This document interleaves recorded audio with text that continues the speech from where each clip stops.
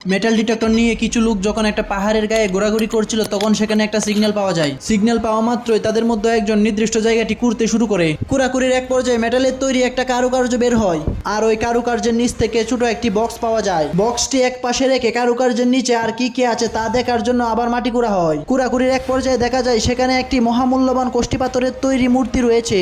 মূর্তিটা দেখে মনে হচ্ছিল কোনো দেবদেবীর মূর্তি। এবার চলুন দেখা যাক উদ্ধারকৃত ছোট বক্সটাই কি কি রয়েছে। প্রথমেই দেখতে পাই একটা গলার হার, তারপর দেখতে পাই একটা চুড়ি, আরো দেখতে পাই কিছু রূপার এবং স্বর্ণের মোহর, তাছাড়াও স্বর্ণের তৈরি দু একটা সিলও দেখতে পাই। এগুলো রেখে যখন এই জায়গাটির আশেপাশে আবারও মেটাল ডিটেক্টর দিয়ে চেক করা হয় তখন দেখা যায় অন্য একটি জায়গায় সিগন্যাল পাওয়া যাচ্ছে। তখনই এই টিমের একজন সেই জায়গাটি কুড়তেই দেখে একটি কাপের মতো কিছু একটা দেখা যাচ্ছে, আর সাথে একটি মূর্তিও রয়েছে।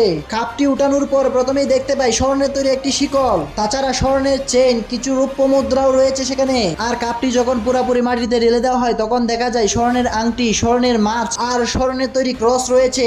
আর সবশেষে তারা স্বর্ণের তৈরি পুতুলটি সেখান থেকে তুলে। বন্ধুরা, অন্যদের মতো আপনাদেরকে আমি কাবা শরীফ বা মায়ের দোহাই দেব না। আপনাদের মধ্যে যারা ভালো মনের মানুষ তারা অবশ্যই আমার ভিডিওটিতে একটি লাইক দিয়ে চ্যানেলটা সাবস্ক্রাইব করে দিবেন।